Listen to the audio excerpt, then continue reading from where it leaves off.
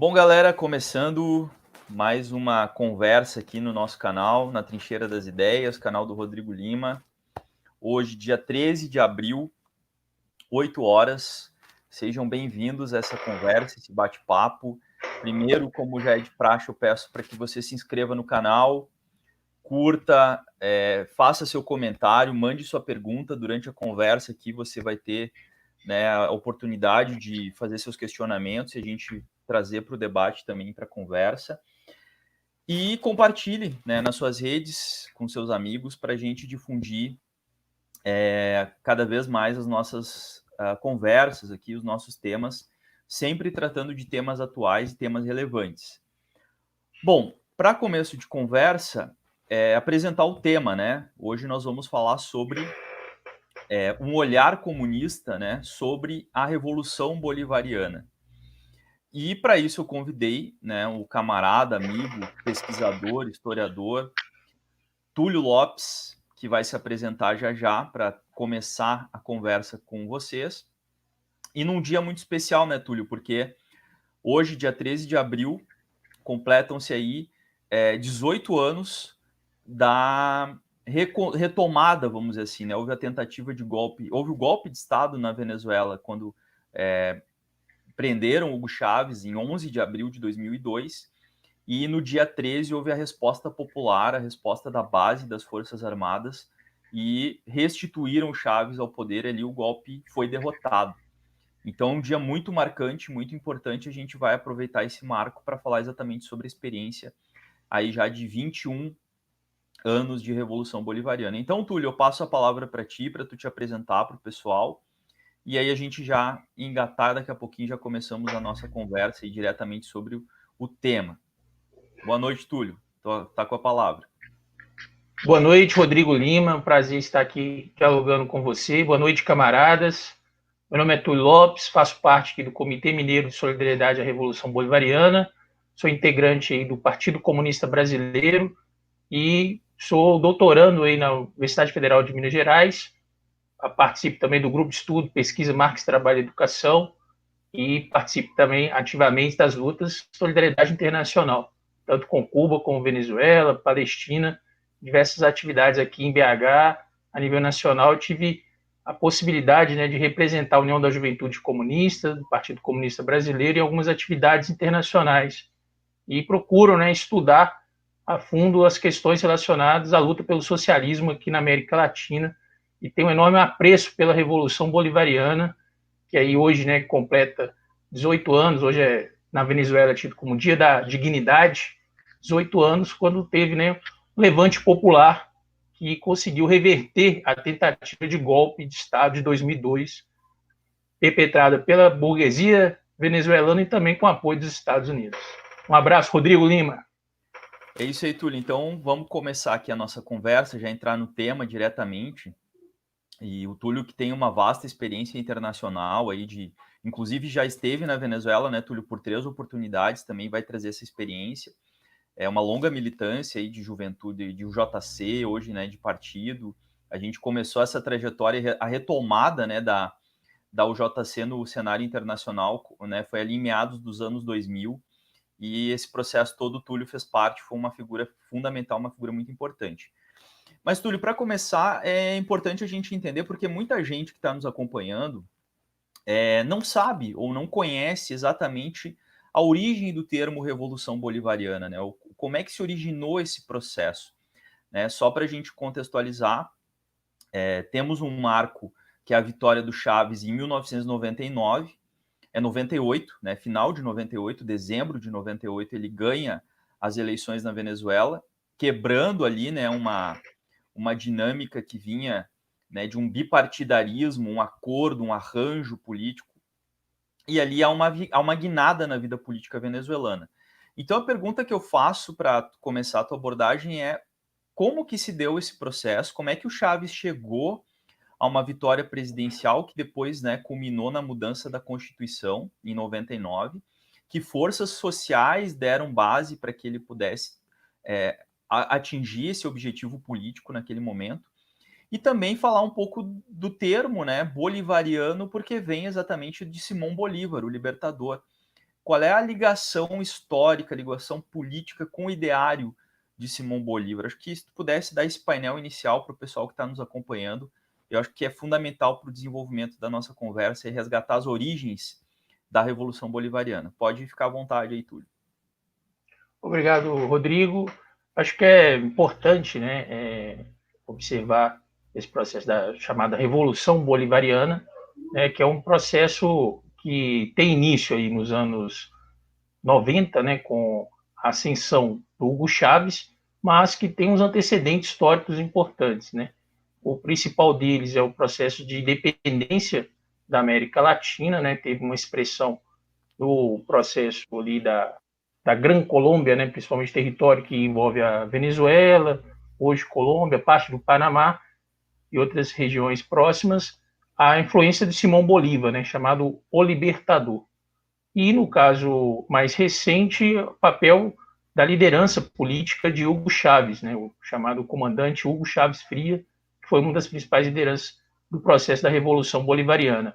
O Hugo Chávez ele resgata o legado histórico do Bolívar, principalmente nesse processo da independência inconclusa, né, um processo que ainda não foi concluído, o projeto do libertador Simão Bolívar, e vai buscar associar as ideias de Bolívar, né, o pensamento socialista bolivariano, vai renovar esse debate, trazendo para o final dos anos 90, início do século XXI, o debate da Revolução Bolivariana, naquele processo que foi uma ruptura com o ideário neoliberal, uma revolução nacionalista, popular, anti-imperialista, que teve como um dos marcos, né, a vitória eleitoral do Hugo Chávez, mas que começa mesmo com a insurreição popular de 1989, chamado Caracaço, quando uma série de protestos populares, né, liderados por movimentos sociais e alguns protestos de caráter espontâneo, conseguiram aí questionar o pacote de medidas neoliberais parte do governo venezuelano. O Hugo Chávez ele organiza um movimento, né, chamado Movimento Quinta República, e consegue e busca aí uma tentativa de uma rebelião militar em 1992, 4 de fevereiro de 1992. Aí, com essa movimentação militar, o Hugo Chávez ele consegue ganhar muito apoio popular, né? Apesar da tentativa da rebelião liderada por ele, né? Em fevereiro não consegui sucesso no primeiro momento. Tem eleições presidenciais em 1998, mas nesse período entre 1992 e 1998, a Venezuela é marcada por várias greves no setor petrolífero, que é a principal indústria, né, da Venezuela, o principal ramo da produção da Venezuela, e o Hugo Chávez começa a se organizar também, né, com o apoio de diversos setores da esquerda e buscando também se constituir seu próprio movimento, seu próprio partido político. Hugo Chávez vence as eleições em 1998, é importante destacar o contexto internacional que nós vivíamos, né, em 1998. Né? Você tinha ali o fim da União Soviética e das experiências socialistas no leste europeu, de 1989 a 1991, o apogeu, né, do neoliberalismo, Fukuyama decretando o fim da história, né, que seria marco da hegemonia neoliberal, mundo unipolar, e você tem dois acontecimentos importantes na América Latina. Primeiro, a rebelião zapatista, em 1994, contra o Acordo de Livre Comércio entre México, Estados Unidos e Canadá, e depois o processo da Revolução Bolivariana, que, né, buscou aí elementos tanto da luta política eleitoral, como também o apoio popular e de setores das Forças Armadas, aliadas com esse pensamento bolivariano que o Chávez apresenta no primeiro momento. E aí cabe destacar que o Chávez ele não tem no início uma perspectiva socialista muito clara. Ele é uma perspectiva nacionalista, revolucionária, e com o tempo, com muitos estudos também, o Chávez tinha essa característica, foi se alinhando com o pensamento socialista, escutando, debatendo com diversos intelectuais. Agora, a apropriação do pensamento de Bolívar, né? Você tem setores da esquerda que se apropriam do pensamento de Simão Bolívar, setores da direita que se apropriam do pensamento de Simão Bolívar, né? E o Bolívar foi um personagem histórico bastante controverso. Aí, né, o próprio Karl Marx, num dos escritos dele, tem uma posição bastante crítica à história, principalmente a história militar do Simão Bolívar. Mas o Chaves ele vai resgatar principalmente os textos históricos do Bolívar, com destaque para a Carta da Jamaica, onde o Bolívar fala do ideal da soberania dos povos, da justiça social, e o Chaves vai buscar atualizar, fazendo essa conexão histórica do nacional popular com a história da Venezuela, né? Muito parecido com o processo que o Fidel Castro fez em Cuba, em relação à história e à luta do libertador de Cuba, do José Martí. O Chaves vai fazer essa aproximação histórica. E é interessante que ele vai chamar isso de Revolução Bolivariana, né? Um processo aí de ruptura com o neoliberalismo, uma revolução de caráter nacional, popular, anti-imperialista. Em 1998, o neoliberalismo estava muito forte na América Latina, né? Palmas aí, saudação para a experiência da Revolução Cubana também, que resistia contra o neoliberalismo. Naquele momento, só para a gente ter uma ideia, tinha uma proposta também da alternativa Área de Livre Comércio das Américas, né? A ALCA, os Estados Unidos chegou até a fazer alguns encontros em Belo Horizonte, no Brasil, que defendia essa área de livre comércio para as Américas, né? O Chaves ele vai se posicionar contra o neoliberalismo e uma postura bastante anti-imperialista, né? Defendendo uma soberania popular, uma soberania nacional na Venezuela naquele período. Foi muito interessante esse processo, né? Tem a eleição presidencial, Chaves vence as eleições com 56,2%, tem um apoio de parte da esquerda, né? Principalmente o Partido Comunista da Venezuela apoia o movimento Quinta República e na perspectiva aí de transformações sociais, tendo em vista, né, uma contradição muito forte naquele momento, que era a aplicação do modelo do ideário neoliberal na Venezuela, que trouxe consequências gravíssimas para o povo venezuelano, né, que não tinha acesso à saúde, à educação, saneamento básico, problemas como a questão da habitação na Venezuela, que era muito forte naquele período. E a ausência aí das políticas sociais, né? E é uma marca do neoliberalismo, que hoje nós estamos vivenciando uma crise aí, né, do capitalismo, e essas propostas neoliberais estão cada vez mais fracas, mas naquele momento as ideias neoliberais eram hegemônicas. E o Chaves faz parte desse movimento contra-hegemônico e tenta construir uma nova hegemonia, casando as ideias de Bolívar com as ideias que mais tarde ele vai chamar do socialismo no século XXI, né, que ele vai chamar o socialismo do século XXI, e os comunistas vão fazer uma correção e uma crítica, né, chamando a atenção que é o socialismo no século XXI. Foi um debate que ocorreu ao longo da Revolução Bolivariana. Agora, o marco fundamental vai ser a eleição do Chaves, né, e depois, para finalizar essa questão, a Constituição, né, uma reforma constitucional, que ele consegue um referendo em 1999, que obteve 80% do apoio e consegue aí também a maioria na Assembleia Nacional Constituinte na Venezuela bolivariana. Pois é, Túlio, aí tu chamou atenção para alguns aspectos bem interessantes, e só para ressaltar um ponto que tu trouxe de Cuba, a importância de Cuba nessa transição do Chaves, inclusive, e depois também nos pontos que nós vamos explorar já na sequência da Revolução Bolivariana, porque o Chaves ele tem essa tentativa de sublevação militar em 92, que é derrotada, ele é preso, inclusive, fica 1 ano e meio, 1 ano e alguns meses preso, e logo que ele sai da prisão, ele é recebido pelo Fidel em Havana como um chefe de Estado. Ali o Fidel já via a importância política, né, e a abrangência que o Chaves tinha no movimento popular venezuelano, e certamente ali se criou um elo que vem até os dias de hoje, né, em relação Cuba, Venezuela e todas essas transformações. Então, Túlio, fazendo essa leitura, né, como tu bem apontou, com bastante detalhes aí em relação a essa ascensão do Chaves, essa ascensão desses movimentos sociais, né, essa resistência ao neoliberalismo, pós-99, a gente pode dizer que a Revolução Bolivariana ela começa um processo de consolidação e institucionalização. Claro que sempre com muitas... passando por muitos ataques, por muitos processos, né, de resistência, né, várias tentativas de golpe, várias tentativas de desestabilização, mas a Revolução ela avança.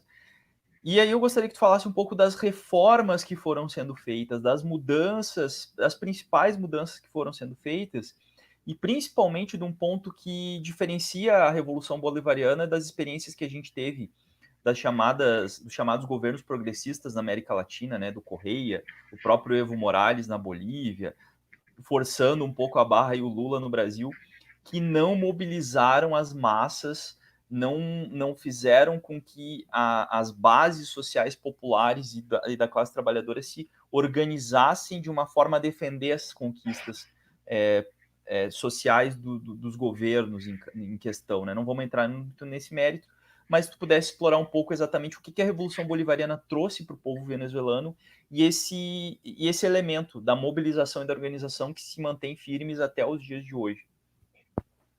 Pois bem, Rodrigo, cabe destacar, né, que no final dos anos 90, início aí do século XXI, uma série de vitórias eleitorais das forças políticas progressistas, né, por toda a América Latina.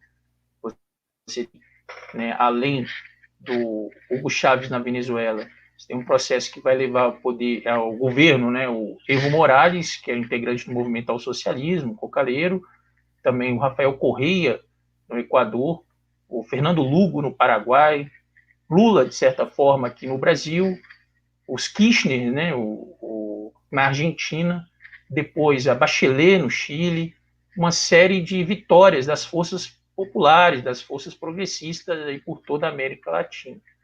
No caso específico da Venezuela, o projeto chamado Projeto Democrático Popular, que tem como referência aí o Fórum de São Paulo, que foi uma articulação da esquerda latino-americana nos anos 90, capitaneada pelo Partido Comunista de Cuba, pelo Partido dos Trabalhadores.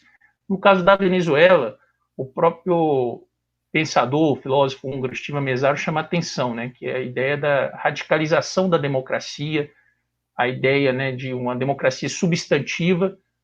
Ela teve muito espaço na Venezuela, principalmente a partir, né, do processo da Revolução Bolivariana. Só para a gente ter uma ideia das duas principais medidas que o Hugo Chávez tomou, né, desde o primeiro momento, está, né, o aumento dos impostos sobre as transnacionais do petróleo, depois ele vai buscar a nacionalização do petróleo, que é a principal riqueza da Venezuela. A Venezuela tem as maiores reservas de petróleo e de ouro do mundo.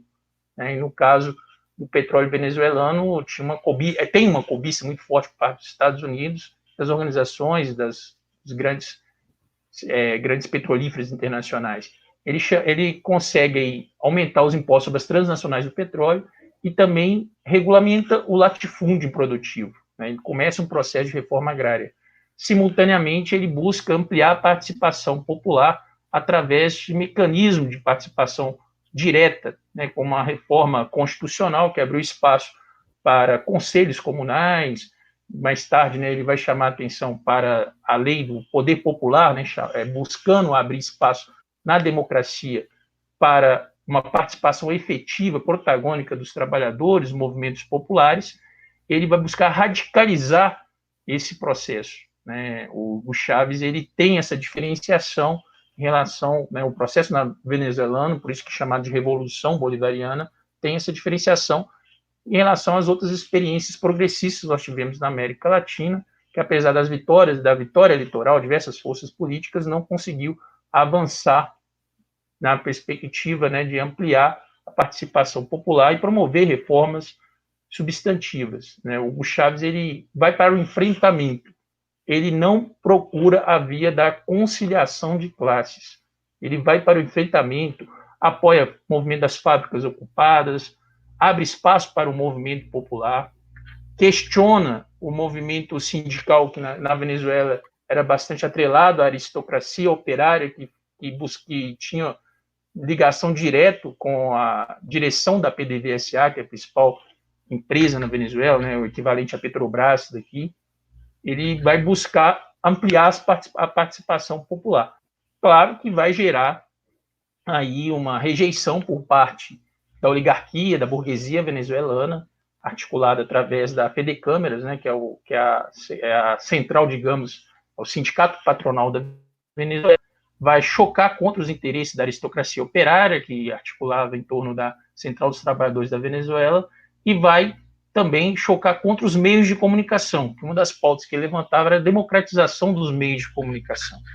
Então, ele vai questionar e vai causar embates diretos contra esses setores, que vão buscar promover um golpe de Estado, articulam um golpe de Estado, com apoio dos Estados Unidos, é registrado isso, o próprio Estados Unidos não nega, né, o Departamento de Estado norte-americano, que foi o golpe de 11 de abril de 2002, né, quando eles chegaram a promover diversas ações golpistas, né, sequestraram Hugo Chávez, tomaram o Palácio Miraflores, né, o palácio presidencial que fica localizado no centro de Caracas, e buscaram aí, né, instituir um governo, que é o presidente Carmona, que é o presidente desse sindicato patronal, que é a FEDECâmeras.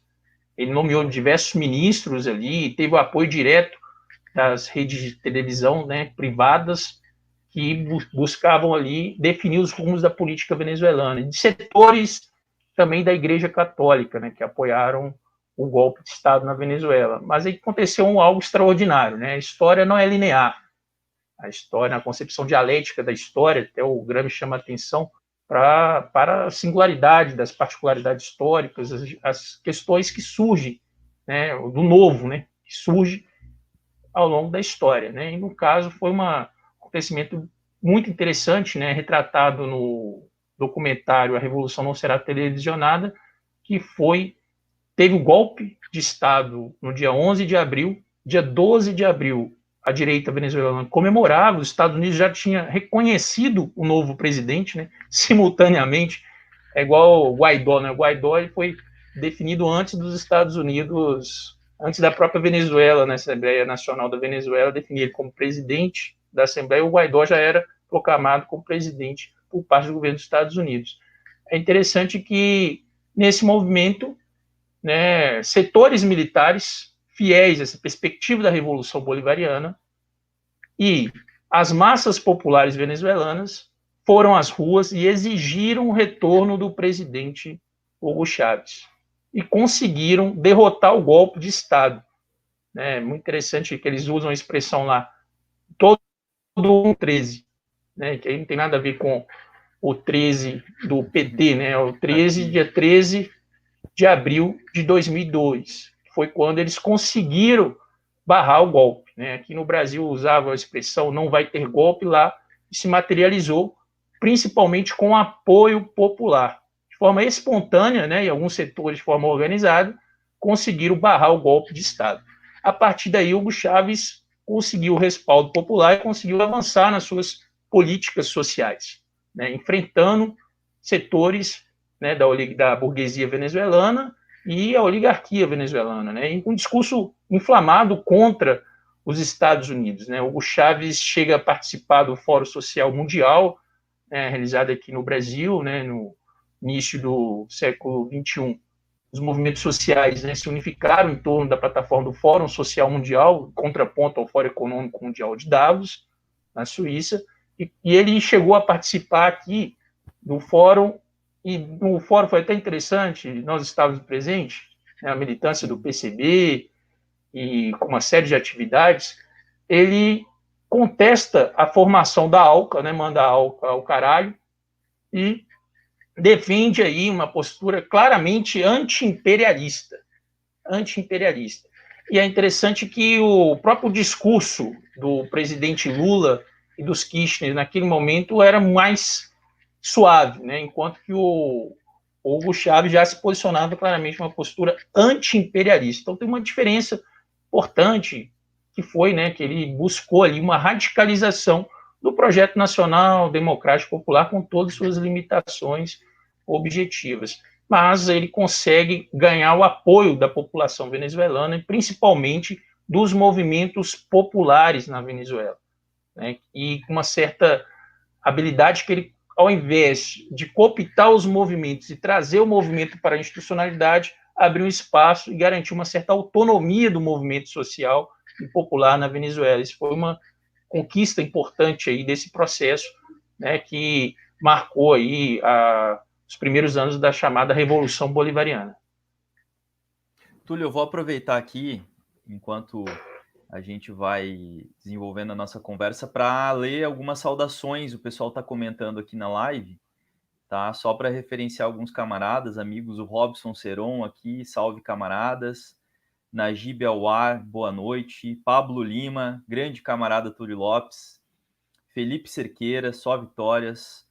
Mário Mariano, saudando o debate, né, sobre a Venezuela. Marisete Andrade, Richardson Pontoni, Arthur Nicolau, Gustavo, Bruno Magalhães, Varley Nunes, Cristóvão Muniz Thiago, camarada aqui de Santa Catarina, Matheus Sais, Richardson Pontoni, falando, né, sobre a questão do governo Lula, essas diferenças, né?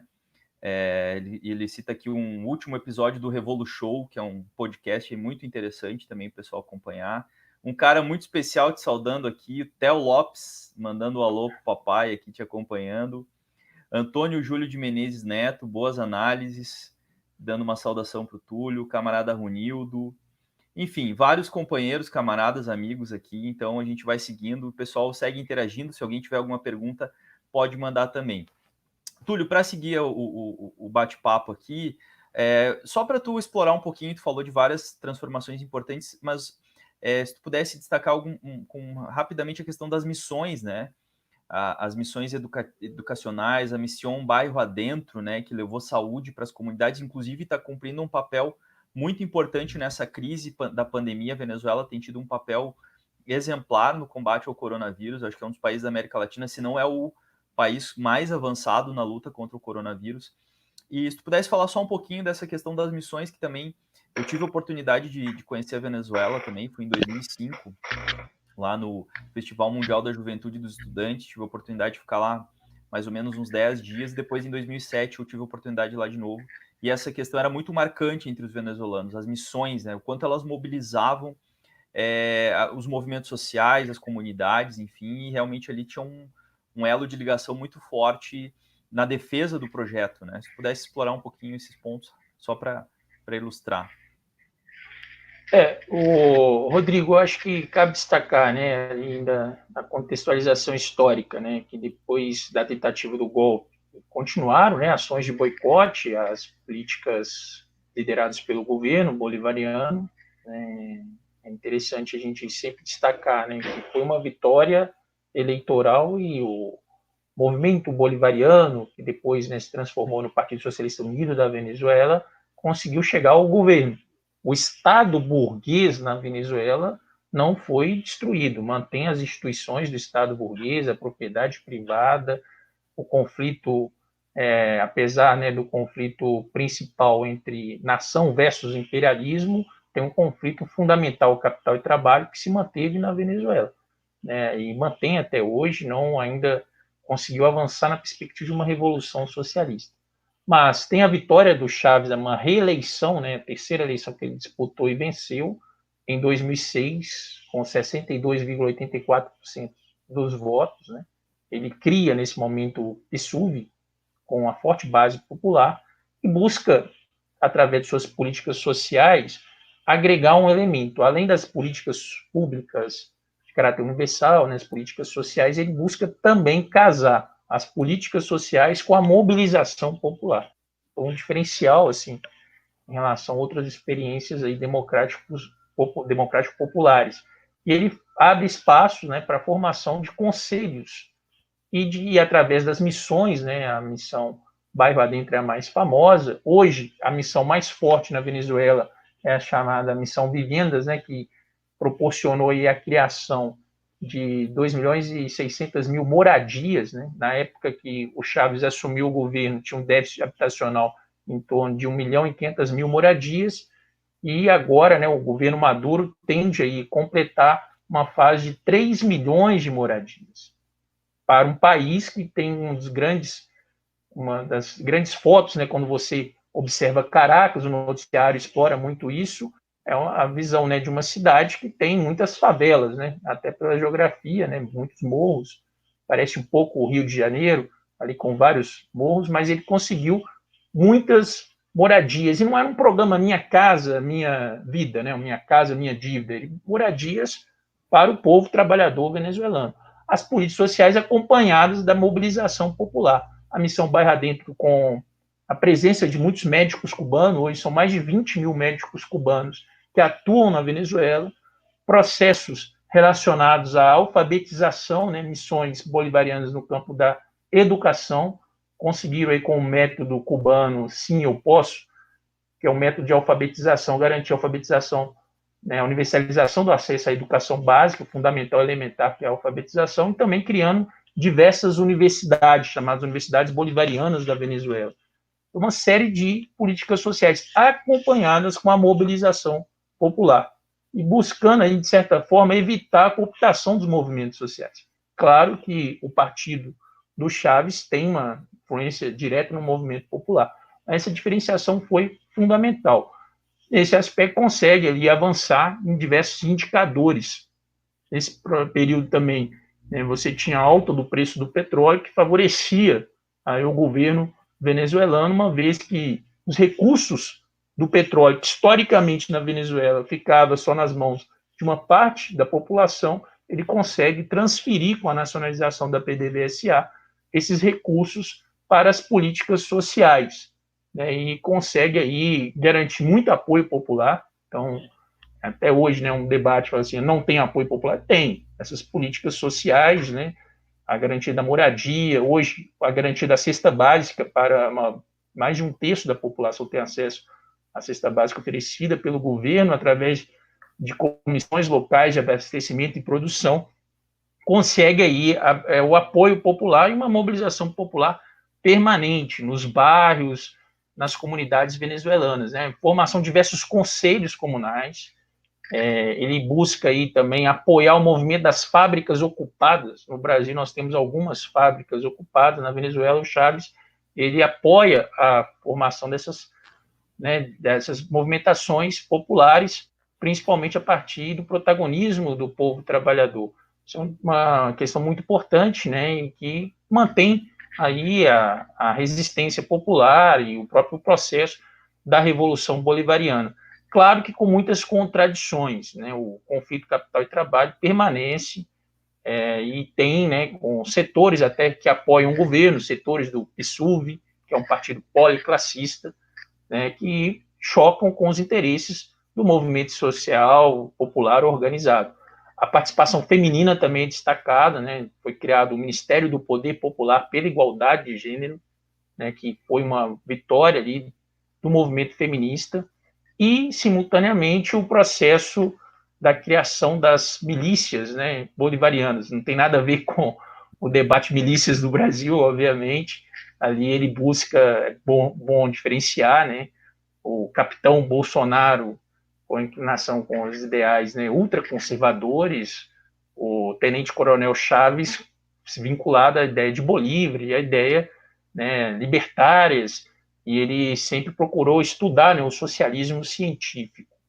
No caso das milícias, né, a União Cívico-Militar ela fortaleceu cada vez mais com os governos, né, do Chávez e agora com o governo do Nicolás Maduro, e você tem, a partir dessa organização, um movimento inspirado no Comitê de Defesa da Revolução Cubana, movimento de mobilização popular armada na Venezuela, que é uma das características da Revolução Bolivariana, né? É uma revolução pacífica, mas armada, tendo em vista a participação direta de setores, né, do setores militares junto com a população, com treinamentos, com formações que vão desde o combate ao tráfico de drogas, à violência social, como também da mobilização popular para a efetivação das políticas públicas. Esse movimento bastante interessante, né, que consegue garantir a unidade em torno do processo da Revolução Bolivariana. O Partido Comunista da Venezuela chama atenção para essas duas questões, eu acho que são fundamentais, né, tanto a questão do conflito principal entre nação versus imperialismo, né, em defesa da soberania popular, soberania nacional e principalmente do princípio da autodeterminação dos povos, mas chama atenção também que é necessário uma revolução socialista na Venezuela, na perspectiva de superar, né, o conflito capital e trabalho e garantir aí o protagonismo da classe trabalhadora, principalmente na gestão do Estado. O Chávez ele tenta promover o socialismo através de um decreto, né, que foi uma tentativa do Hugo Chávez. Ele apresentou para a gente finalizar essa parte que é fundamental. O Gilberto Marigoni, né, no livro A Revolução Venezuelana, ele chama bastante atenção para isso, né? Quando o Chávez ele apresenta uma proposta de socialismo pela via constitucional. E era justamente isso, né, que ele queria um referendo popular, onde que seria aprovada, por exemplo, o conjunto de propostas do Chávez, como redução da jornada de trabalho sem redução de salários e direitos, inclusão dos trabalhadores informais na Seguridade Social, propriedade privada seria dividida entre pública e privada, mas a possibilidade da propriedade social, gerida pelo Estado, por grupos sociais e principalmente pelos trabalhadores, formação dos conselhos socialistas de trabalhadores. E uma das propostas que foi apresentada nesse referendo constitucional seria a proibição da existência do latifúndio. Seria, no caso, uma coletivização, né, da terra. E o Chávez também buscava a instituição do poder popular, né, em todas as escalas de poderes, municipal, estadual, nacional. Acabava com a autonomia do Banco Central, né, que no Brasil cada vez mais avança nessa pauta, né, para o outro lado, e ele buscou, através de um referendo, de certa forma, apresentar essa proposta e aprovar o socialismo, né, na época ele chamava do socialismo do século XXI, seria um socialismo que baseado nas experiências latino-americanas, que não teria vinculação com o socialismo soviético, né, fazia essa crítica abertamente. Não deu certo, né? Ele perdeu por muito pouco, ele perdeu esse referendo, foi uma das principais derrotas do Hugo Chávez, ele perde essa eleição, principalmente pela abstenção, né? Muita gente absteve e favoreceu o voto contrário, né? E não consegue implementar essas medidas por decreto, né? O próprio Partido Comunista da Venezuela criticava isso. Primeiro, não é possível o socialismo por decreto, é necessário uma revolução socialista, uma ruptura com o Estado burguês. E o caso Chávez ele buscou pela via do decreto e também com as ideias socialistas muito en passant, né? Muito genéricas as ideias dele socialista no primeiro momento. Depois ele vai aprofundar nos estudos, buscar um intercâmbio direto com intelectuais marxistas, né? Aqui no Brasil com Teotônio dos Santos, com Estevam Mesaros, com James Petras, outros teóricos intelectuais latino-americanos que vão convergir com Hugo Chávez. Ele vai procurar formar conselhos, difundir literatura marxista, programas de televisão abordando uma perspectiva, né, do marxismo na América Latina. Ele vai aprofundando e vai reformulando seus conceitos até chegar, né, a abandonar essa ideia do socialismo puro, socialismo bolivariano. Seria ele buscando resgatar e tendo em vista todas as contribuições do marxismo na América Latina, no mundo, e ele busca depois reformular esse conceito. O próprio Partido Comunista incide nesse debate, falando na necessidade do socialismo no século XXI, não o socialismo do século XXI. O socialismo, né, já abarca todas as características das experiências históricas, principalmente aqui na América Latina.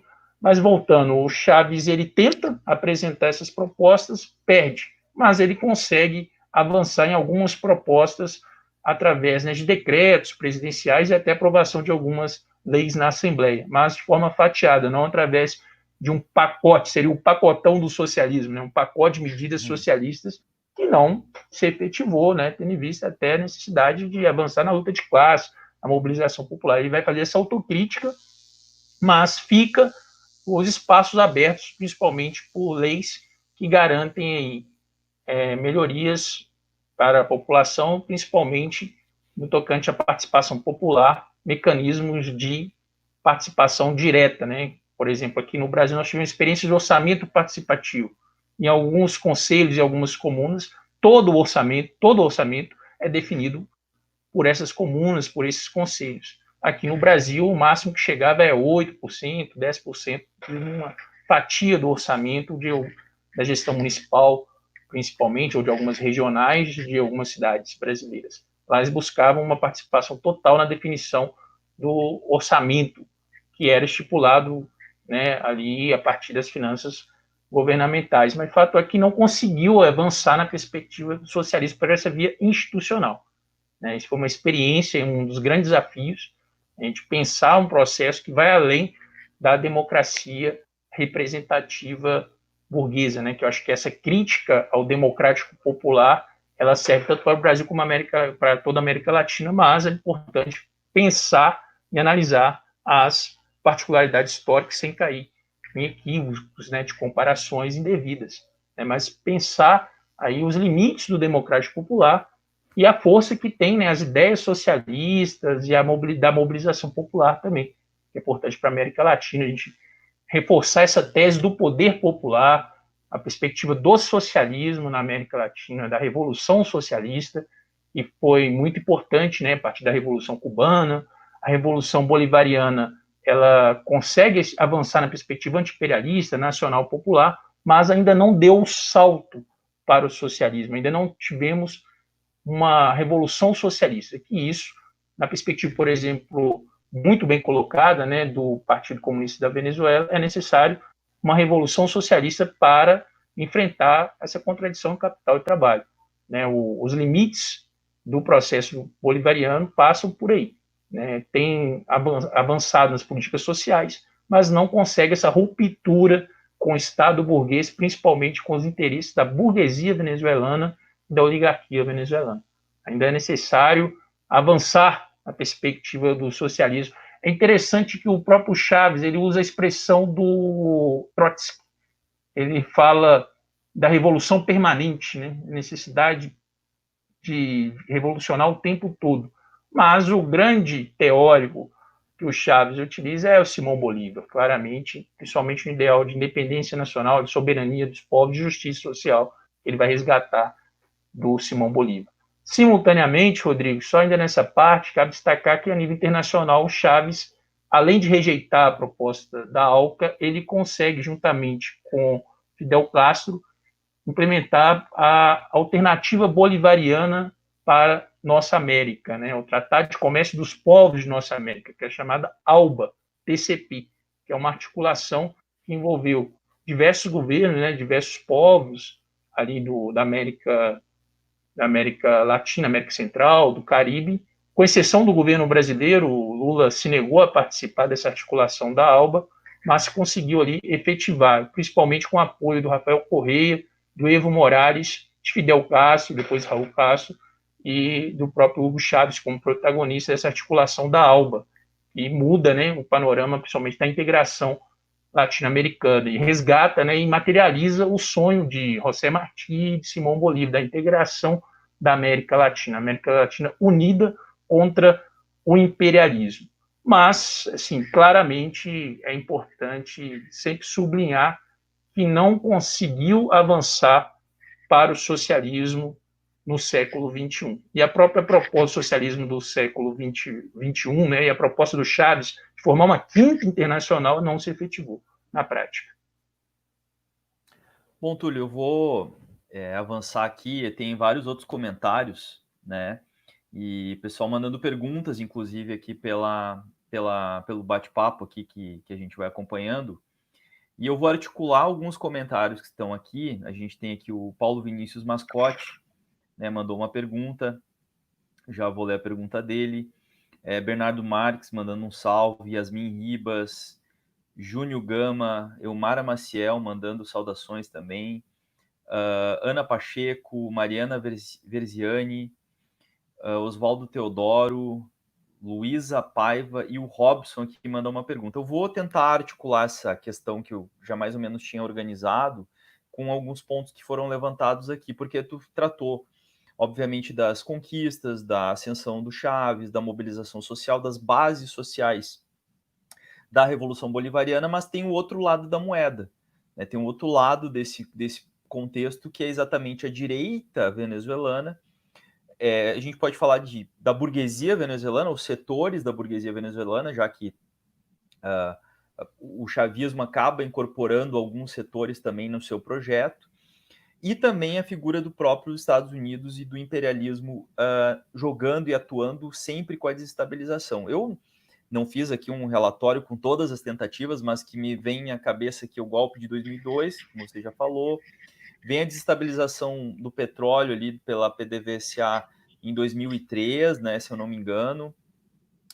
A gente tem a tentativa do referendo revogatório, né, de tirar o Chaves, porque havia a possibilidade na Venezuela, né, de você, através, diferente do impeachment, no caso brasileiro, que é institucionalizado e o Congresso é que dá conta disso, lá não, você pode, através da mobilização popular, chamar um referendo revogatório, foi chamado, o Chaves derrotou essa tentativa. E aí depois nós temos Guarimbas em 2014, terrorismo aberto de rua, né, tentativa de estabilização.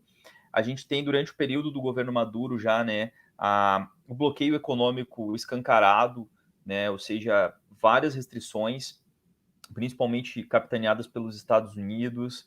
A gente tem um governo paralelo, que é essa figura patética do Juan Guaidó, tentando, né, criar uma figura de um presidente fictício, aí, mas que é aceito por muitos países, né, inclusive nos Estados Unidos, só fazendo um parênteses, ele teve recentemente, e o que chamou muita atenção é que lá, no discurso do Trump, acho que o discurso, né, que ele faz todo o início de ano para o Congresso, democratas e republicanos aplaudiram o Guaidó com a mesma ênfase, né, com a mesma, assim, enfim, com a mesma saudação ali de acolhimento a essa figura.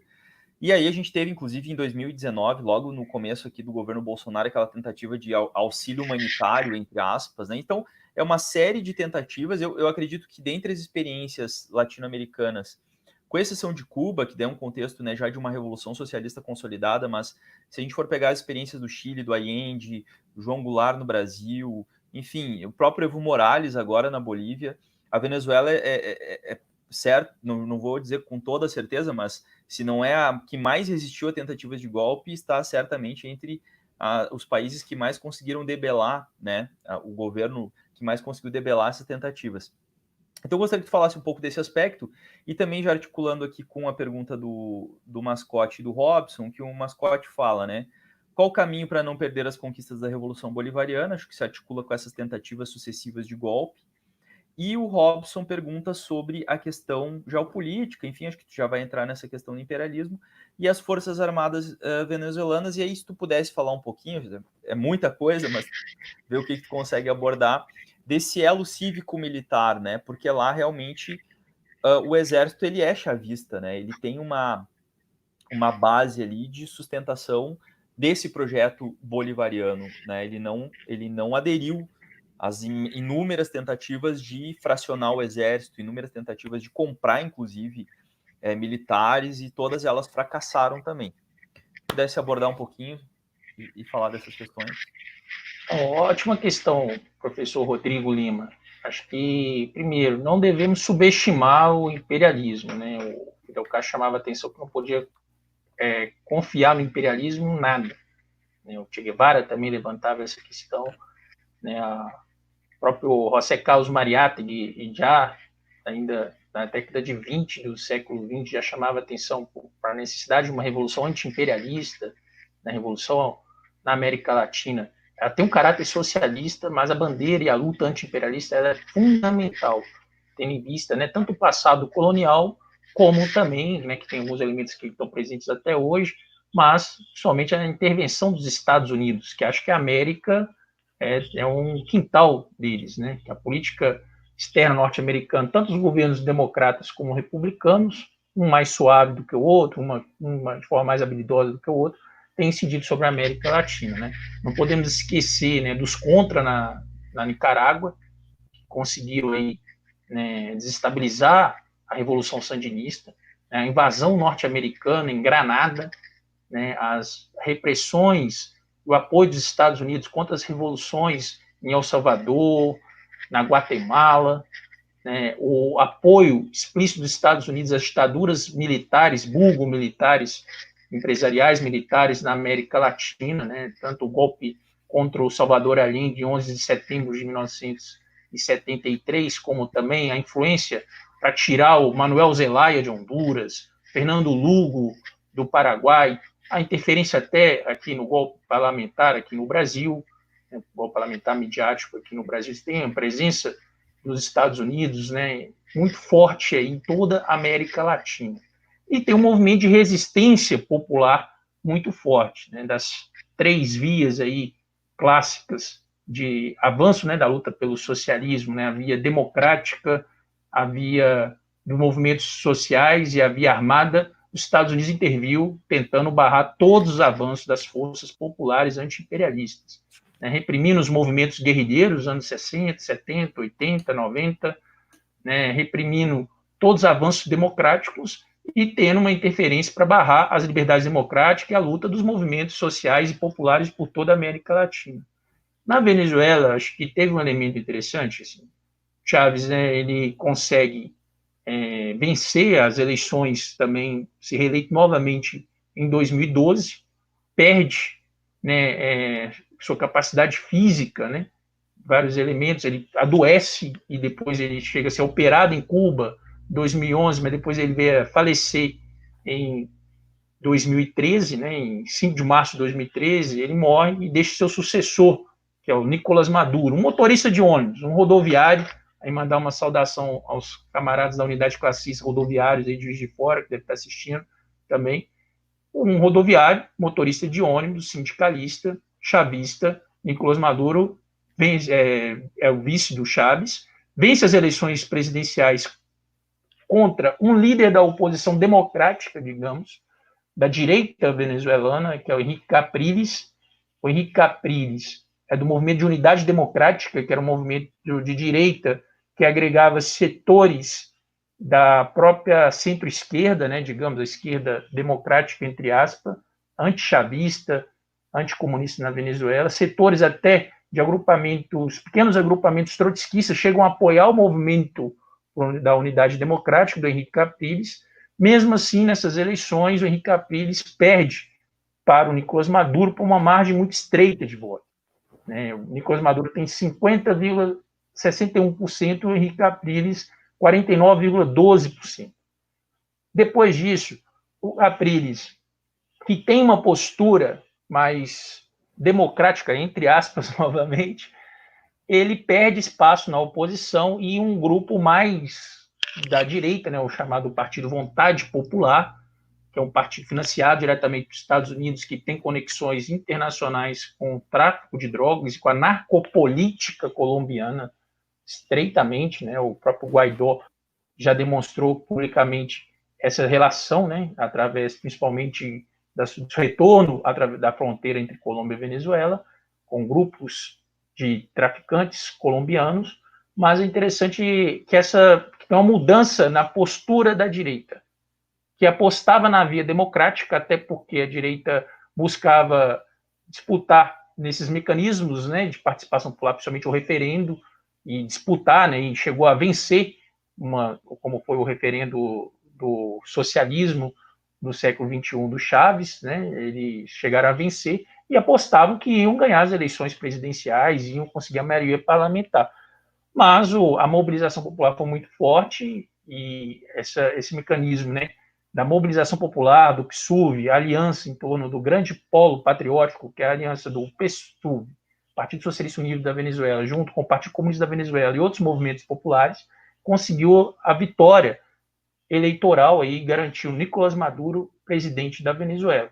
A mudança, o Capriles perde uma eleição para governador, né, para uma liderança chavista, e depois quem vai assumir aí o Leopoldo Lopes, que já vai buscar a radicalização, porque eles viram que não conseguiam ali derrotar através das sabotagens, através das eleições, a buscar a radicalização, com ações terroristas, tipicamente terroristas, né? Foi a acusação do Leopoldo Lopes, e depois que o Leopoldo Lopes vai preso, né, enfraquece a liderança do Capriles, os Estados Unidos, junto com as principais lideranças da oposição venezuelana, apostam numa outra figura, né, para fazer frente principalmente ao Nicolás Maduro, que é o Juan Guaidó. Só para você ter ideia, Juan Guaidó teve menos de 100 mil votos nas eleições para deputado, né, foi eleito com menos de 100 mil votos. Ele faz um movimento que é algo novo na história, né? Ele se autoproclama presidente, ele não foi indicado, né? Ele se autoproclama presidente, com menos de 100 mil votos, ele consegue uma maioria na Assembleia Nacional e se autoproclama presidente, imediatamente reconhecido pelos Estados Unidos. Né? Tem informações que falam que ele, antes de ser autoproclamado, os Estados Unidos já tinham, né, apresentado ele como presidente da Venezuela. Dizem que ele é reconhecido por cerca de 50 países. Cabe destacar que na Organização das Nações Unidas são mais de 197 países, né, que a maioria não reconhece o Guaidó.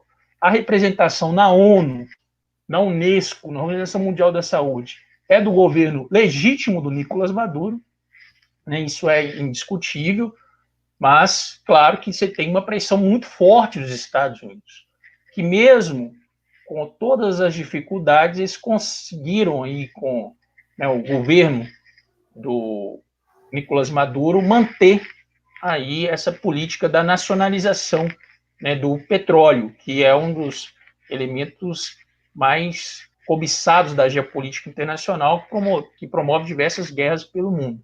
E parte dessa direita venezuelana, ela vai radicalizar ao ponto, né, de promover ações terroristas e tentativas, né, que foram frustradas, mas já tentaram por diversas vezes matar Nicolás Maduro e outras lideranças venezuelanas. Né? Não é muito divulgado pela mídia, principalmente a mídia comercial, a posição, né, as mortes, principalmente, ocasionadas pelas ações de grupos paramilitares vinculados à direita venezuelana.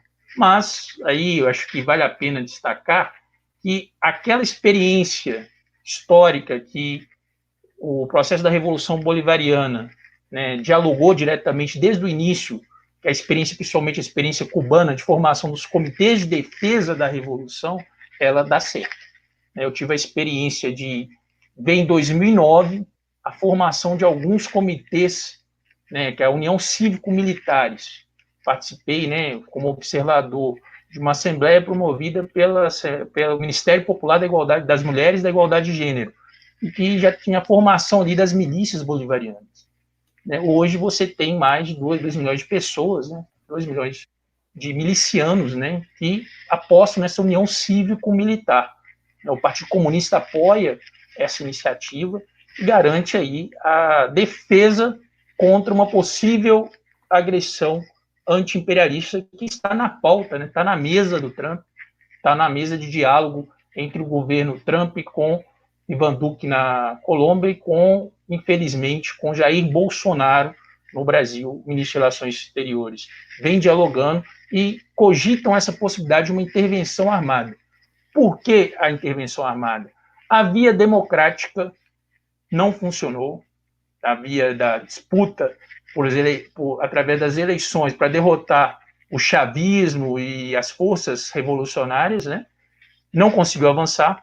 A via dos movimentos sociais, que eles chegaram a tentar, através da Central dos Trabalhadores da Venezuela, uma central optada pela aristocracia operária, vinculada à burguesia venezuelana, tentaram, através da Fedecâmaras, movimento social da direita, e estão agora tentando pela via militar, que é a última saída, para enfraquecer o processo da Revolução Bolivariana ou derrotar as forças. Eles podem apelar através de uma agressão militar, que pode ser através de bombardeios, uma invasão direta, ou pode ser através de um bloqueio naval na Venezuela, ou uma das opções que vem sendo cogitadas através do apoio, né, que foi muito forte na Nicarágua, a experiência que a gente tem na América Latina, de grupos paramilitares de direita para promover desestabilização econômica. Fato é que a mobilização popular e a resistência popular armada anti-imperialista, ela vem garantindo aí a manutenção, né, dessa correlação de forças favorável aí, no caso, às forças do grande polo patriótico, que é aí capitaneado pelo PSUV, e a segunda maior força de oposição, que é o Partido Comunista da Venezuela, que tem uma presença fundamental nesse processo, criticando os limites do governo de Nicolás Maduro, mantendo uma posição de independência política, de independência de classe, apostando na organização da luta dos trabalhadores, principalmente através da Frente Nacional de Luta da Classe Trabalhadora, dos movimentos comunitários, movimento sindical, estudantil, uma perspectiva de fortalecer o poder popular e apontando que a alternativa é avançar na luta pelo socialismo. O Chaves, no finalzinho da vida dele, ele chega a falar, a repetir, né, a frase de Rosa Luxemburgo, socialismo ou barbárie. E a via é o socialismo, né, a via para avançar o processo da Revolução Bolivariana. Os comunistas da Venezuela, hoje, né, eles defendem essa plataforma e é a força mais consequente ali que se posiciona defendendo o avanço da Revolução Socialista, principalmente a transformação, né, e a ruptura com o Estado burguês. É bastante diferente da alternativa democrática popular. Os comunistas venezuelanos sabem da importância da luta por uma revolução socialista e resgatando toda a tradição revolucionária do marxismo na América Latina, de Julio Antônio Mella, Mariátegui, de Fidel, de Guevara, né, que foram fundamentais, assim como o Chaves também pontuando essa questão. O Oscar Figueira, que é o secretário-geral do Partido Comunista da Venezuela, chama a atenção que é necessário avançar por uma revolução socialista. Do contrário, podemos perder diversas conquistas da Revolução Bolivariana e podemos até abrir espaço para uma derrota aí capitaneada pela burguesia venezuelana, juntamente com os Estados Unidos. Cabe destacar que a Revolução Bolivariana está completando, completou 21 anos, né? E mantém as conquistas, mas mantém também a chama acesa da Revolução Socialista, que é a aspiração de boa parte, né, dos movimentos populares, das lideranças dos movimentos populares da Venezuela. E tem esses elementos, né? Tem a organização popular, tem uma presença importante no parlamento, nas assembleias, principalmente na Assembleia Nacional Constituinte na Venezuela, e tem aí um peso importante que é a questão, né, da mobilização popular armada, no velho estilo bolchevique. Túlio, a gente já tem 1 hora de live, né, e várias participações, e eu queria já engatar exatamente para a gente ir encaminhando já para as conclusões aí, mas eu queria que tu abordasse, tu já trouxe nessa tua última fala, exatamente os desenhos que a gente pode analisar em relação ao futuro, né, da Revolução Bolivariana. Primeiro, esse bloqueio econômico que afeta muito, não é a questão da sobrevivência da organização econômica interna da Venezuela, um país que ainda é muito dependente do petróleo, né, num cenário de crise econômica mundial, né, num cenário inclusive de queda do preço do barril do petróleo, né, enfim, isso já vinha acontecendo antes mesmo da crise do coronavírus se expandir para praticamente todo o globo, né? E a gente vê também a intensificação da pressão estadunidense do imperialismo americano sobre a Venezuela, inclusive agora deslocando uma força naval para próximo, né, da Venezuela. E, como tu bem colocou, a Venezuela hoje ela está cercada, né? Bolsonaro aqui no Brasil, um governo de extrema direita, Ivan Duque já dessa narco-oligarquia colombiana, também um inimigo contra o governo Maduro. Enfim, o próprio Equador, a Bolívia, ou seja, houve uma guinada à direita na América Latina que desfavorece muito o processo venezuelano. Em contrapartida, a Venezuela tem alianças muito estáveis com a China, né? Inclusive, isso tem feito com que a Venezuela receba diretamente equipamentos, né? Agora nessa crise da saúde, equipamentos respiratórios, máscaras, enfim, todo um recurso necessário e as cenas que a imprensa apostava que aconteceriam na Venezuela de gente morrendo na rua, era o que a mídia falava antes, né? Está acontecendo no Equador e na Venezuela um controle total sobre a expansão do vírus, a disseminação do vírus, tem políticas muito consequentes sendo levadas a cabo lá, inclusive o governo Maduro garantindo empregos, proibindo demissões, suspendendo cobranças de taxas, de aluguel, enfim, dando um respaldo social e popular para esse momento tão difícil. Então, claro, a gente não tem bola de cristal aqui, né? É difícil também num cenário tão instável, tão incerto como a gente está vivendo, mas o que a gente pode visualizar? O Maduro ele tem um mandato legítimo, constitucional até 2025. São 7 anos de mandato, ele foi reeleito, então ele tem uma estabilidade, pelo menos do ponto de vista da continuidade do seu mandato, por mais 5 anos, né? E isso leva com que exatamente esses setores externos e internos também pressionem demais. Então, o que a gente pode analisar em termos de perspectivas da Revolução Bolivariana? Como é que você pontua esse quadro? O camarada Rodrigo Lima, eu acho que cabe destacar, né, na parte a histórica da Venezuela, essa histórica dependência à questão do petróleo. O petróleo está na geopolítica internacional, a gente observa as disputas interimperialistas, principalmente a agressividade do imperialismo dos Estados Unidos contra os governos revolucionários, populares, progressistas na América Latina. Você tem hoje, né, mesmo com a pandemia, o recrudescimento do bloqueio contra Cuba socialista, contra o governo de Nicarágua, né, que presidido pelo líder da Revolução Sandinista, que é o Ortega, e você tem aí, antes da pandemia, já uma crise do capitalismo a nível internacional e o recrudescimento do bloqueio contra, principalmente, Cuba, Nicarágua e Venezuela, né, fazendo recorte aqui da América Latina.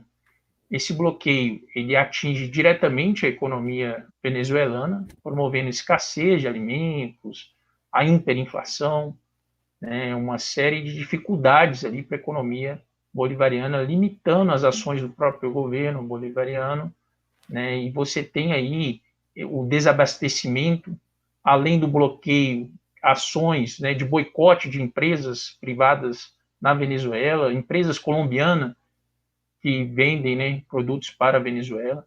A Venezuela, por mais que nós tivemos aí 21 anos, mas não conseguiu romper com o capitalismo dependente, principalmente aí da questão do petróleo, conseguiu avançar em diversos setores, mas não conseguiu essa ruptura, até porque é um fator histórico que demanda uma revolução socialista, né, uma economia planificada, a partir de uma revolução socialista. Você tem uma série de limitações, mesmo assim o governo priorizou a área social, né? A presença de muitos médicos cubanos, as missões não sofreram redução dos seus orçamentos, mesmo com todas as dificuldades, eles priorizaram a área social. Isso incomoda bastante a burguesia venezuelana e principalmente os Estados Unidos. Estados Unidos, ao meu ver, assim, bastante pessimista, né? Eu só me conhece como uma pessoa bastante otimista com a luta do movimento popular, a luta pelo socialismo. Mas nessa questão, é clássico que uma das saídas do imperialismo em momentos de crise é a promoção de agressões militares. Estão colocando essa possibilidade contra a Venezuela na ordem do dia, né? Os meios de comunicação internacional, principalmente os comerciais, eles enfatizam isso, essa possibilidade, e não tem outro caminho a não ser avançar na luta pelo socialismo. Isso hoje depende do internacionalismo, da solidariedade internacional, reafirmarmos a necessidade histórica e construirmos a possibilidade histórica das revoluções socialistas em nossa América.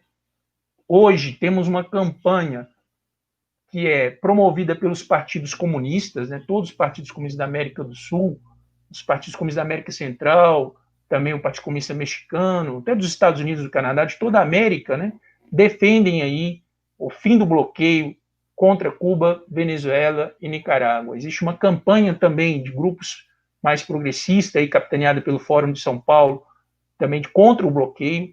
Nesse momento de pandemia, é fundamental derrotar o bloqueio, até para evitar, né, boicote às ações da Organização Mundial da Saúde, da Cruz Vermelha Internacional, né, o abastecimento de Cuba, Venezuela, até a chegada de ajuda humanitária, chegaram ao absurdo de proibir a chegada de ajuda humanitária da China, né, para Cuba, né, tentando aí inviabilizar as políticas sociais para gerar o caos, né, nesses países. A mobilização popular anti-imperialista é muito forte em nossa América. A resistência zapatista permanece forte, Cuba resiste, o movimento social e popular no Chile, no Equador, na Colômbia, cada vez mais forte. Aqui no Brasil, nós temos muita força. O povo trabalhador organizado pode surpreender. Eu acho que no cenário da Venezuela estão duas opções colocadas. Uma possibilidade de uma intervenção armada dos Estados Unidos com apoio do Brasil e da Colômbia. Essa possibilidade é forte, seria a barbárie. E também tem a possibilidade de avançar na luta pelo socialismo. Acho que as forças revolucionárias, principalmente as capitaneadas pelo Partido Comunista da Venezuela, apostam nessa possibilidade e defendem que é possível avançar na perspectiva de fortalecimento do poder popular e na construção de uma revolução socialista na Venezuela. Tem possibilidades objetivas apresentadas. Agora, será necessário um esforço maior do movimento de solidariedade internacional. Nós temos no Brasil, é importante que a militância da esquerda, comprometida com da luta anticapitalista e antiimperialista, possa participar mais das atividades das associações culturais José Martí de Solidariedade a Cuba, atividades da Casa da América Latina, dos comitês de solidariedade à Venezuela, como temos o Comitê do Rio de Janeiro, o Comitê Brasileiro, também pela paz na Venezuela, o Comitê Mineiro de Solidariedade à Revolução Bolivariana. As campanhas são importantes, a campanha Trump, tire as mãos da Venezuela, teve uma repercussão internacional com artistas, intelectuais de todo mundo. Temos a possibilidade aí, de retomar a luta, que foi consagrada aí pela Unasul, pela CELAC, pelos movimentos sociais de nossa América, que é a luta da América Latina, um continente de paz. Um continente de paz. Para garantir a paz, é necessário, do ponto de vista, avançar na luta anti-imperialista, na luta pelo poder popular e a luta pelo socialismo. Um momento de crise econômica internacional, de uma crise sistêmica do capital, agravada pelo coronavírus, a alternativa para nós comunistas é a defesa do socialismo frente à barbárie que já se manifesta no cotidiano das grandes cidades, no conflito capital e trabalho, cada vez mais com as derrotas da classe trabalhadora, principalmente a retirada de direitos, e nós temos uma via alternativa, que nós chamamos que é o socialismo no século XXI, apresentando com todas as contradições que tiveram as experiências históricas do socialismo no século XX, o socialismo ele tem elementos mais avançados do ponto de vista civilizatório, principalmente do ponto de vista da classe trabalhadora, do mundo do trabalho, do que o capitalismo, que o imperialismo apresenta. O imperialismo apresenta suas garras, a miséria, a fome, as intervenções militares. O socialismo é a perspectiva revolucionária para os povos. Por isso, a defesa da autodeterminação dos povos, a solidariedade internacional, de acordo com o nosso princípio do internacionalismo proletário, ela é fundamental e você está de parabéns em promover essa discussão, camarada Rodrigo Lima.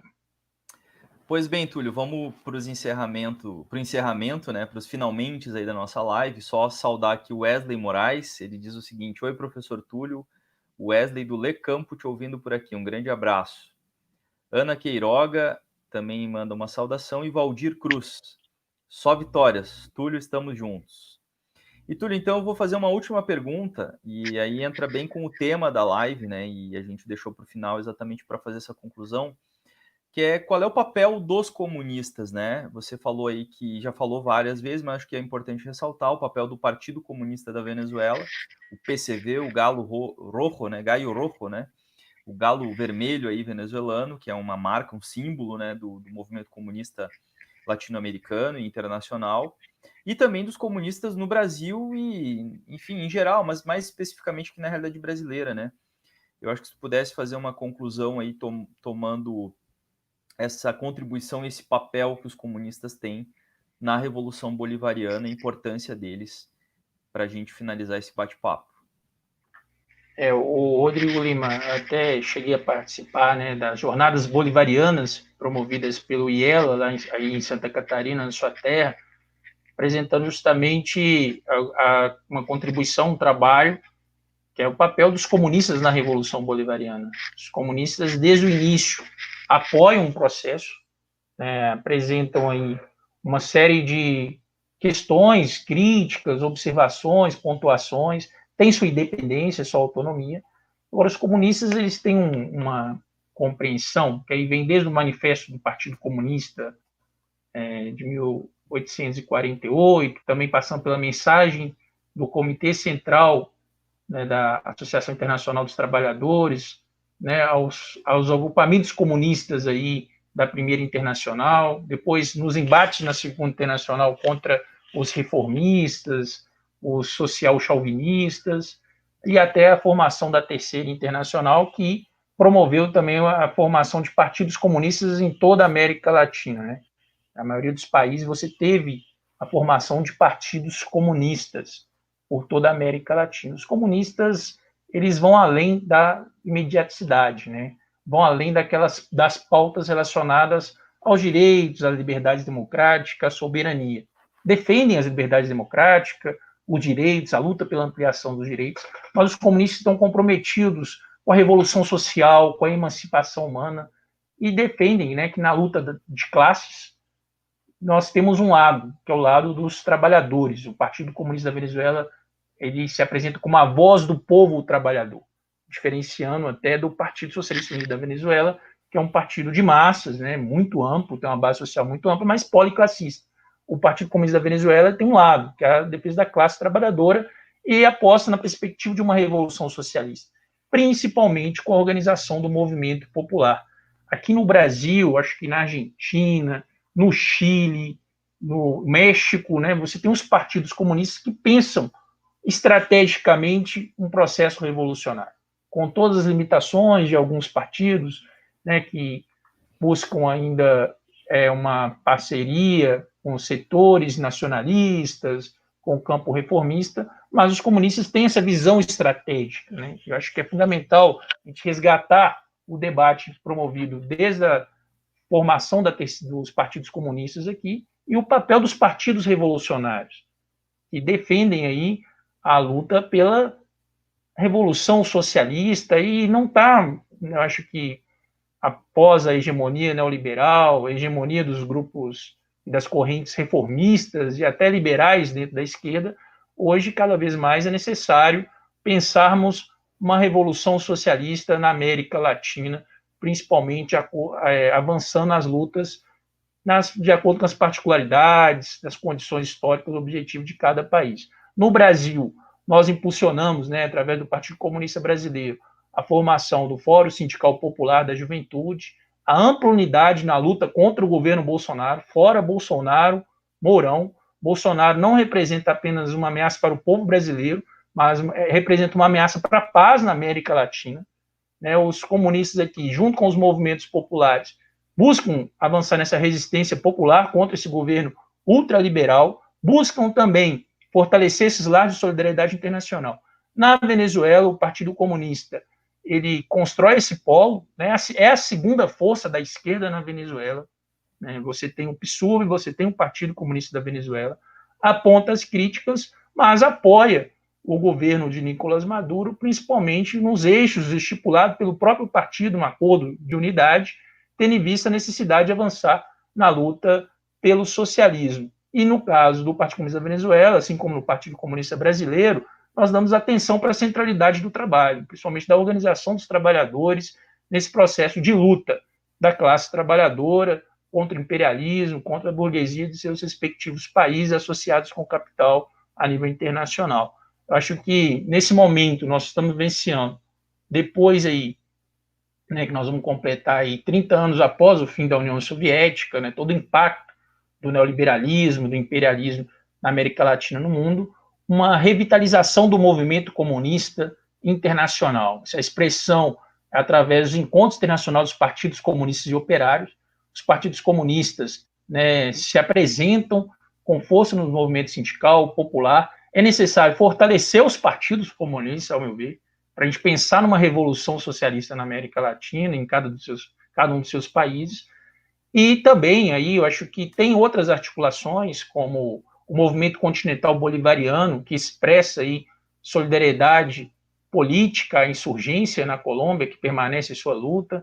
Temos articulações no campo mais reformista, digamos, né, que é o Fórum de São Paulo, que tem uma articulação ainda presente, né, a nível internacional, principalmente aqui na América Latina, capitaneado por movimentos sociais, setores de esquerda, tem uma plataforma anti-imperialista, crítica ao neoliberalismo muito forte, mas acho que é necessário a gente avançar na compreensão que uma revolução anti-imperialista na América Latina, e voltando a José Carlos Mariátegui, ela tem claramente o elemento anti-imperialista, mas a revolução na América Latina é de caráter socialista.